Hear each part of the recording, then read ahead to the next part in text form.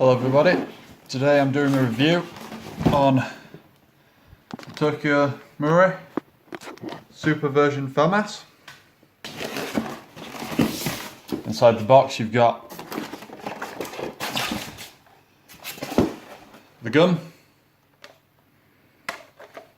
Let's put it down and get a better view of it.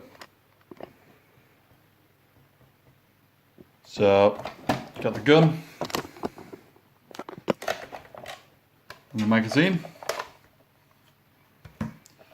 Unfortunately, the magazine is not a Stanag. It is unique to the Famas.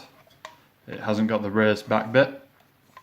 You can convert Stanag mags to fit in it, but it's a lot of work. It did originally come with instructions. Unfortunately, I've misplaced them.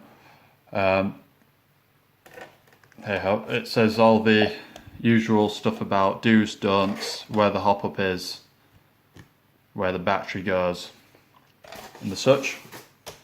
So, as it's a TM gun, it's made almost entirely out of polymer. The barrel is metal. The sling mount plates at the front and at the back are both metal. The butt plate is rubberized. The rest of it, however, other than the mock charging handle, is polymer. The magazine is metal and polymer, so it's got a metal outer, polymer inner, polymer follower. The magazine is I believe it's a 75 round mid capacity magazine that it comes with, filled up just from the top, how you'd fill any mid capacity magazine with a speed loader. As it's a TM, it's made for the Japanese market, so it is under 1 joule.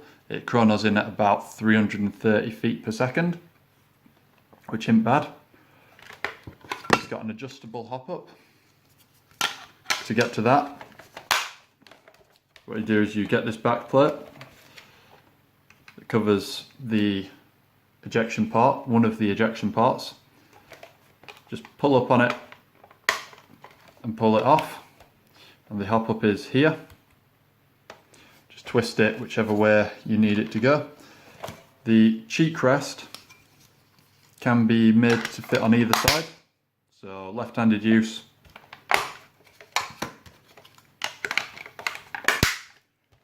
right-handed use. It's got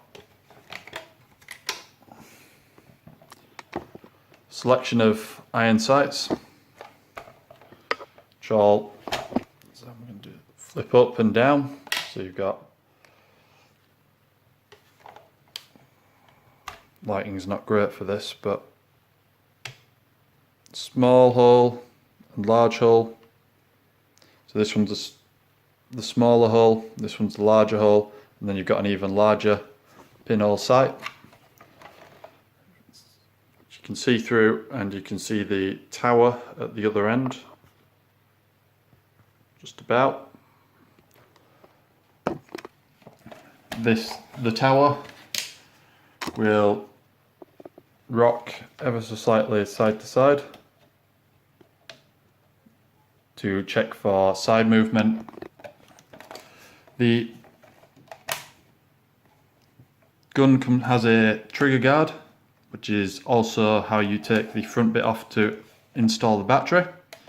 So you push it to 90 degrees, then a little bit further, pull the cover forwards, let it go back to 90 degrees, pull it down and off. You can then install a 9mm battery. Just connects, this is large Tamiya. I'm running it on a 7.2 volt battery today. You have the fire selector, so you've got safe, semi and full auto. After you've been using it, it comes with a detensioner latch, so if you press that down, it takes the anti-reversal latch out of use and it allows the spring to go forwards, keeping tension off the spring, which keeps the FPS up.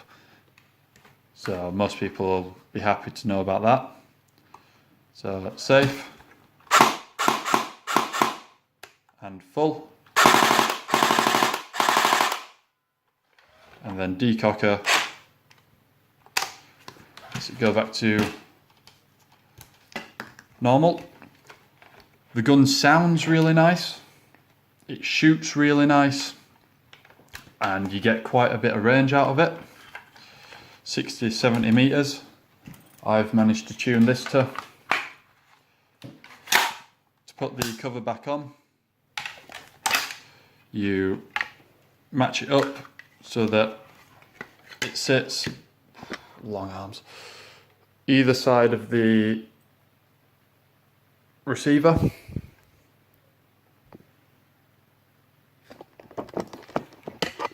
And then all you do is you push it back until it clicks in. So that's now locked back in and ready to go. So that's the gun and the mag. It's, for a polymer gun, has quite a nice weight. However, all the weight is in the stock because that's where the gearbox is, with it being a bullpup rifle. So the magazine behind the trigger.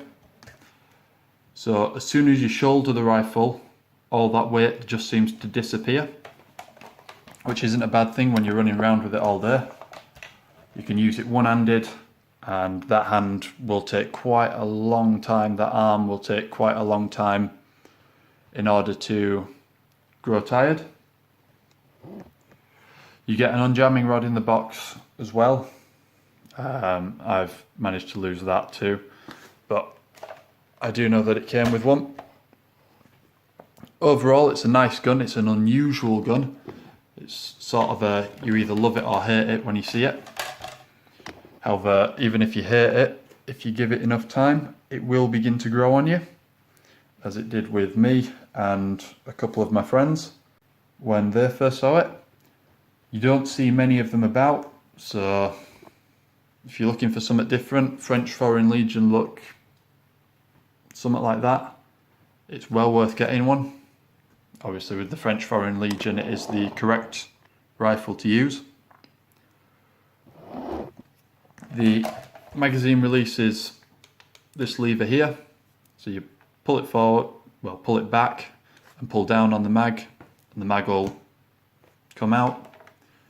It has the markings on the magazine port, the Famas 556 F1, and a serial number. That's it really. Like I say, it is a nice gun. Most of the TM stuff is nice, even though it's polymer. They do a really good job with it, with what they do. So thank you for watching the video. Have a nice day.